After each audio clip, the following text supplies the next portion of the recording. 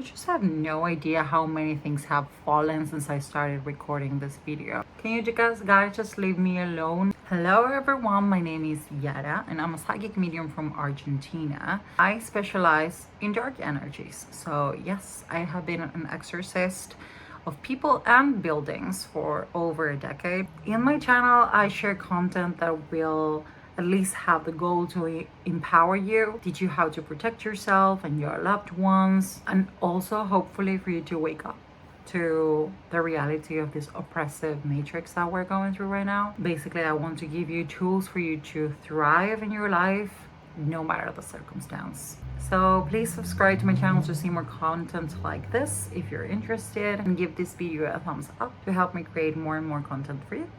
So back to the topic. What are transits? Mercury retrograde, your guys' favorite, right? Saturn return, Pluto transiting my natal Saturn. Yes, it's happening right now in this moment, and I'm living it.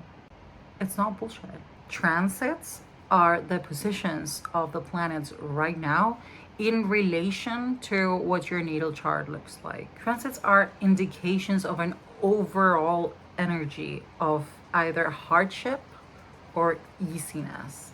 And the relationship that they have to your natal chart, it will determine how hard and in which area of your life you will have that hardship in. And that's why just saying that Mercury retrograde is going to be bad for everything in general is a little bit limited. You have to really see how it could affect you in which area of your life, and if you really should be prepared to act in a different way. It's raining outside. It started raining really heavily now. Transits are basically going to determine either if life is going to be easier or you will have to work your ass off a little bit, but it does not mean that there's anything impossible for you to achieve during that period of time, okay? Sorry, I'm super distracted by the rain. It's raining incredibly much, and I love it. Look how much it's fucking raining right now. Millionaires don't believe in astrology. Billionaires do. And it's because astrology, as it is portrayed sometimes right now in the New Age community, it sounds like bullshit. Every time you come on YouTube, every time you come on like Instagram or every social media, oh, Mercury retrograde, it just sounds like it's like in every single month we have something that is happening. I personally, for example, got married in a Mercury retrograde, and even though everyone was like, no, you should not do it, no, you should absolutely not do it, I was like, why? Because it just seems like every fucking time is Mercury retrograde. Like, you just have to adapt to the situation. Mercury retrograde is not just gonna like define if my marriage goes wrong or right. What's gonna define my marriage going wrong or right is me and my partner. And that is exactly my point. You are given your power to some external influence. And that does not mean that it is not real. It is absolutely real and it will affect you. But that is not the ruler of your life. You can continue manifesting because it is the power of your soul. It's the power of your mind. You can manifest whatever you want at any point, and you can actually take an exam or do anything you want at any point. Yes, there are more chances of bad luck happening during transits that are complicated. There's hardship in those moments. And then there are also transits that are great, absolutely. Like today, for example, that it's the Lionsgate 8 of 8 of 8 right now. Today is a great moment to manifest anything that you want. And this is during a Mercury retrograde. So tell me, how does that make sense?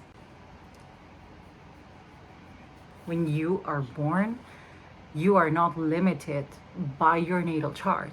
Your big three, where your sun, your moon, and your ascendant is. Yeah, of course, it is true. It is your personality, but it is not defined by the stars and the planets. That was your personality before you were even born. The planets and the stars just happen to be a reflection of that. You are born exactly when you need to be born. There's no delay, premature, C-section that was pre-planned.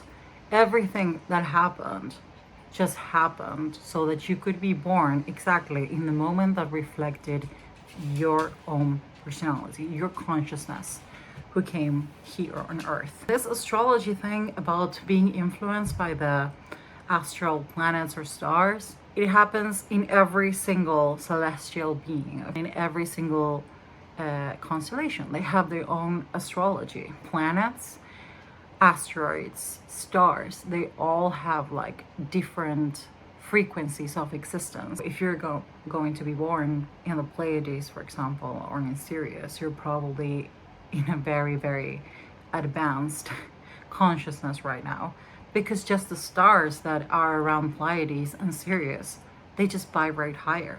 I find that a lot of people make jokes about it, kind of like saying, oh, everyone's blaming their things on astrology, and absolutely some people do. But I think they do it more as a joke, or at least that's what I like to think, because anyone who would know astrology also knows the law of attraction, also knows every single law that rules the universe. And I'm sure they're pretty aware that your mind, your consciousness just rules everything around you in your life. The goal of knowing astrology is to focus our energy on the placements that work for us, and of course lower the influence of the bad placements. You know, there is a joke that I love that it says like, people who believe in astrology in general tell you that of course you can be whoever you want, you can change your gender, you can change anything, but oh my gosh, you cannot change your zodiac sign. I find that absolutely hilarious, honestly. But it goes kind of like in the same way. You can absolutely lower the influence of that horrible zodiac placement that you have in your natal chart. But let me tell you this, it will feel better for you to accept that placement and make it yours, because it is just accepting who you are and not resist it. It will make you happier than to try to change it. The idea of life, everything should flow easily.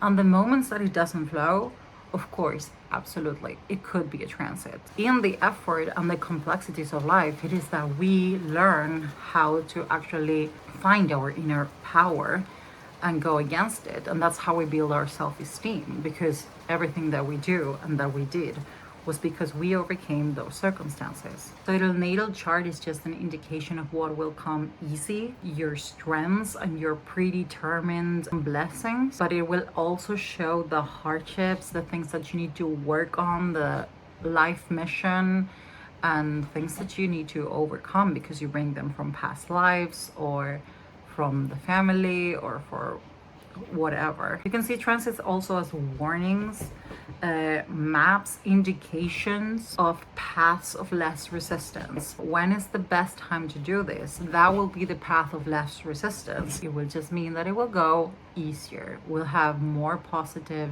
influences in that moment, even though you cannot control everything, of course. So the question of the transits, it comes down to this question: how does your outside influence your inside? And that's why these transits do not affect everyone in the same way. It all comes down to your mind and the power of your mind. How strong is your mind? How focused are you in your own energy to not be affected by the collective energies? Be so strong that those transits will just slide right next to you. Look at the transits like these intrusive negative thoughts that we always get when we are, for example, meditating. You just look at the transit or the intrusive thoughts, negativity, and say, I see you, I respect you, but you are not stopping me. When there is a bad transit, it only means that you have to manifest harder, but you will still get whatever you manifest, whatever you are, not what you want, whatever you are. I know it is hard to be hyper focused in the world nowadays, but remember that your outside is just a reflection of your inside. That goes for everything, even the astrological transits. There's some transits that you cannot like escape, like Saturn return. There's a lot of things that they're part of being a human, and you're going to go through them. Listen, I will give you an example for you to understand more how transits work. There's a lot of shit going on right now in the world, but you, in your house, in your relationships, in your work, everything seems to be kind of going fine, right? Well, it is the same thing with the transits. The war would be kind of like any transit, and your mind is like your little home where the war doesn't get to. So if you go outside your house, of course it will be difficult to walk, okay? There's a war outside, but it doesn't mean that you cannot be happy and thrive during wartime too, especially when it's not inside your house. We, you and me and every human being living right now on the planet and has lived here is testimony of that. So take control of your energy and manifest beyond any circumstance, material or like astrological. Any transit that you're going through, yes, is going to be hard. It is real, and we all go through some of that transit at any point of our lives. As long as your inner being says, yes, absolutely, go for it, that is the day.